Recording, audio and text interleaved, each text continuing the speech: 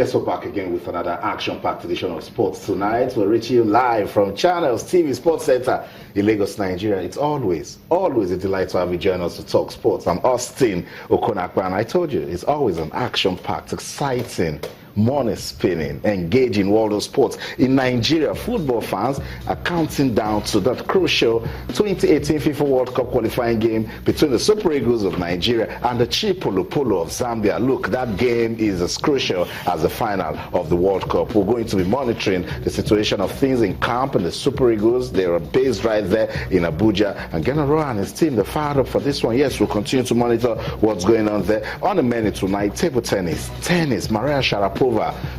What did CAS say? What did they do to her ban? From 2 years, did they make it lengthier or reduced it? Don't worry, we'll tell you right here on the program. We'll also go to John and find out what's going on at the FIFA Under-17 Women's World Cup. The Flamingos played England today. Isn't that goal? It's not looking good for Balain Q and his team. We'll talk about that one tonight on the program. Also, league football will continue to get our attention. Stand up for the champions. Enugu Rangers are champions of the 2015-2016 Nigeria Professional Football League, but there's some issues coming out. MFM in the menu tonight. Even Heartland, they're talking. It's not getting clear, but we're monitoring that situation. We'll let you know as things continue to go. And of course, we'll go to Argentina and see club football. What's going on with club football in Argentina? We cannot do this show if you are not involved. So let's bring you into all of what we'll be doing tonight on the program. You could talk to us. Our feedback mechanisms, they're still the same. Don't just watch. Come,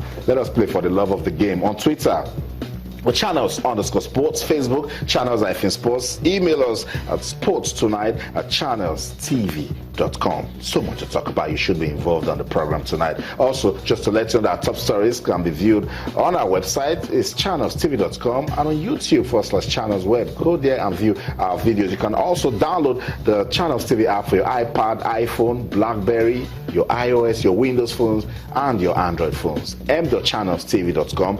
Download the app and you will be part of all that we will be doing in this racy, pacey world of sports. So much to talk about, and you know, it's engaging when it's conversational. I'll be doing this show tonight with you, and of course, this guy is in the studio. Cosmos Chukwuemeka joins us on the program tonight. Cosmos, good to have you on the show. Yeah, it's good to be here. Good evening, Austin. I think Joseph Atera used to do his things in the morning. Joseph wants to start laying through passes at night, and he joins us also on the program. Joseph, good to have you on the program. Good evening, Austin. It feels great. Making my debut on the night show, fantastic, no doubt about that. So much to talk about in the world of sport. Most especially, we're still monitoring the Flamingos. Yes, they've had a disappointing outing, but let's just hope maybe the third match will see us through. We're monitoring. Okay, that's it. Joseph making a debut. Score goals, bro. Score goals. All right, let's begin with table tennis. We told you the 2016 IWF World Cup has just been concluded in Düsseldorf, Germany. Wasn't a good, not a good outing for Aaron Okwodri, but you know, in this world of sports, every experience counts. And Cosmos, I'm coming to you now. The Nigeria Table Tennis Federation, despite losing in the first round, they said, look, Aaron Okwodri, we're proud of you. They've commended him, and I think that's the spirit, because there's still a lot of competitions for him to play. Yeah, pretty much. I mean, the Nigeria Table Tennis Federation, through their president, Waide Akoni, gave all accolades to Aaron Okwodri. I mean, this is somebody that has had a very busy year. Not particularly lucky in the World Cup, was in a very tough group and played two very tough opponents in a matter of hours, and you know, it's not that possible like that to get points against those best table tennis players in the world. But then he did his bit, he tried. It was a very difficult one, and you know, it just happened. And in the last World Cup he actually did well, but this time around it happened. So they can only support him. I think this is the best thing that they should do. They can support him. Trust me, there are a lot of competitions, and certainly Aaron Okwodri, the best in Africa, can certainly, you know, put Nigeria on the map again. I agree, Joseph. The entity, they're not giving up on their star player. Remember, he's the best ranked player in Africa, ranked 25th in the world. The entity, they're saying, look, it was a bad outing in Germany, but this guy has the potential to be among the top 5. Well, are they dreaming too much? No, I don't think so. I don't think at this point I'm surprised that the entity is coming out to praise Arno Quadri, because I think it's been a long time coming. In the last 5 years, you want to look at the African scene and say, yes, the best table tennis players, you pick out Arno Quadri and maybe Omar Asa of Egypt. In that, not maybe at this point, you definitely pick out Omar Asa there. So you look at it and say, it's been a long time coming. At the last Olympic, we were also praised by the Olympic Committee. Fantastic one for Arno Quadri. So I'm not surprised at this point. But I think in the long run, what do we get? I think Arno Quadri, yes, maybe 2-3 more years might still be on the world scene. But at this point, we've got to put the foundation. What do I mean? Try and see if maybe Arno Quadri and the rest, the likes of Shegun, Toyola and Co, can probably organize, without a club where you build up young athletes, young table tennis players, and this definitely will be the future of the country. Yeah, totally agree. So just take off the pressure of the current guys that are doing so well. Take a peep into the future and do what you have to do. You know, come on, when you talk about grassroots, it's just come alive. That's it with table tennis in Nigeria. The Nigeria Table Tennis Federation, they're saying, look, Arno Quadri, well done, you did a great job in Germany. Just stay focused. And remember, they're also planning the National Table Tennis Championship. We're monitoring that big time. Let's talk tennis now. Maria Sharapova, the Court of Arbitration for Sports, they have reduced a 2-year ban to 15 months. So Maria Sharapova is likely to return to the competition in April, talking about the French Open. These guys are ready to talk about this, but let's go to the Court of Arbitration for Sports. Listen to them. Maria Sharapova was suspended, was initially given a 2-year doping ban for testing positive to meldonium. We'll be right back. Stay with us. The CAS panel in charge of this matter had to examine whether the player's fault was significant or not significant. The CAS arbitrators considered that Ms. Sharapova bore some degree of fault as she and her entourage failed to make sure that the substance contained in a product that she has been taking over a long period of time remained in compliance with the anti-doping regulations. Consequently, the CAS panel determined that the proper sanction was a suspension of 15 months starting from the 26th of January 2016. Because the ITF tribunal considered that she committed significant fault, while the CAS panel determined that the fault was not significant. So, for that reason, there was a possibility to reduce the sanction to 15 months. Okay, so that's a representative from the Court of Arbitration for Sports. Cosmos, let me come to you. Initially 2-year doping ban, now reduced to 15. Yeah. Justice served? You look at it very well, justice served. But then she was expecting the 8-month ban that she has already served, so that she could come back for the WTA World Championship. But then they're saying that she has to serve till April, and they came out clear. You saw the Secretary General saying something about the fact that there was no enough information from the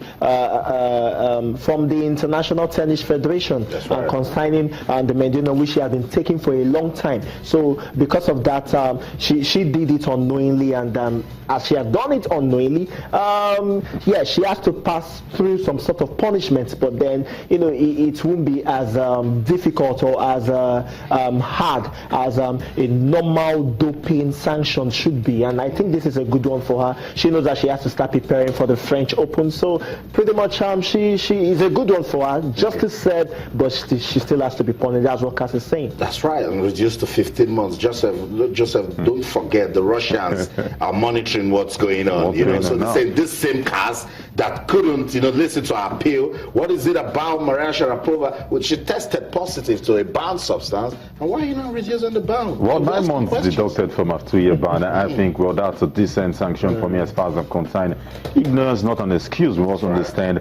I mean, she came out to say she wasn't aware that yes, the meldonium use that she has been using rather since 2005 has been added to WADA's list on the 1st of January. You must understand that this information definitely was passed on WADA's website. So, as I said earlier, ignorance not an excuse for me. At this point, I was expecting the ban to probably remain at 2 or maybe 2 months deduction. That's tough. That's harsh. That's harsh. So, guys, what do you think this will do for women's tennis, particularly Maria Sharapova being a model to the women's category? Cosmos, you think it's going to make them feel, we need to be more careful, or they're watching the women and they're not? Yes, certainly. I mean, if a certain player as influential as Maria Sharapova was, caught, or well, not exactly caught, but then got punishment because of this issue, then other players as well needs to be very, very careful on that. You have to look at the fact that you talked about the Russians, and immediately after, a certain hacking group came out and they brought out names of some certain tennis players. Serena Williams, one of them, and this shows you that everybody has just got to be on their toes. So, as far as I'm concerned, yes, Sharapova was caught this time around, even if she didn't know it was negligent. But then everybody should be careful. That's right. You know that at this time, it is all about doping. Every federation, every sporting federation in the world is against doping. So you just have to be very careful. Just need to make the sport clean. Let's move on with the show now. Talk about women's football. The Flamingos today. We christened that game win or win for Coach Balanque and the girls. Guys, Joseph and Scully, they gave their best. But it's just something about this team. Their best isn't just good enough. Well, not good enough, you must say. And I would say I'm disappointed with Rashida Tajibade, the highest goal scorer in the team. I expected her to probably flourish at the competition, but as we speak, she's probably had 4 or 5 shots on target. Not a good one for her in 2 games. A girl you expect to probably deliver the team rather in time of trouble. But as we speak, I'm going against a team that defeated them at the maiden edition, 1-0 in the English team.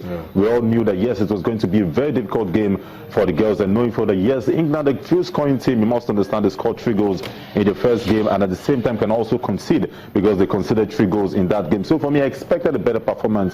With 1 point right now, I think the last game is all to play for and to qualify.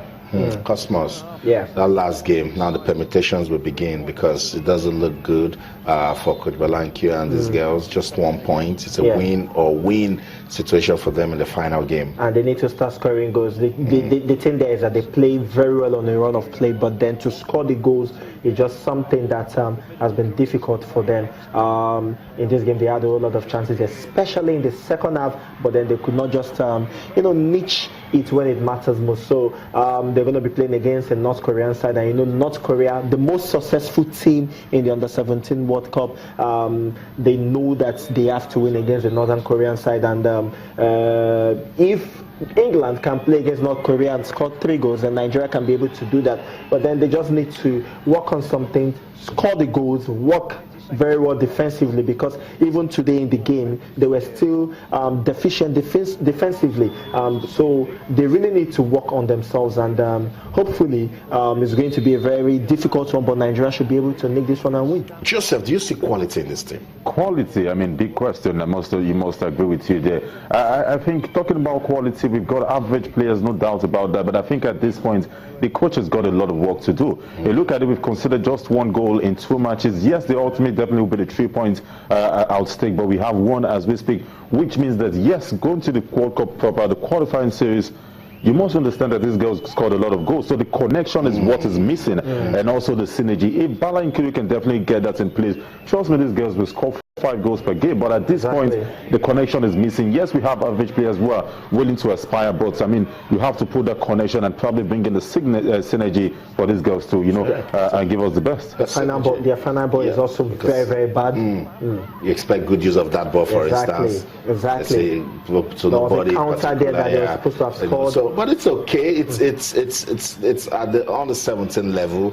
We keep saying at this stage it's for developmental purpose. It's for anything you want to call it, but one that you want to look at tomorrow and say, yeah, these girls graduated from under 17, they're now in the under 20s, and they're doing so well. Let's see results from today. Let's see right there. Nigeria and England played a goalless draw. The United States lost to Ghana. So Ghana needed to win this one. Yeah, they needed to win to get their confidence back. And then look at that. It's getting interesting now because North Korea defeated Brazil. Defeated Brazil. So it's looking. It's a very tough. Very difficult for the girls. And then Paraguay lost 5-0 to Japan. So that's it. Updates coming from the FIFA Under-17 Women's World Cup. Let's go on a quick break. Take a breather. When we come back, the Under-20 Women's World Cup, and of course the Super Eagles of Nigeria will get our attention. Don't go anywhere. Stay.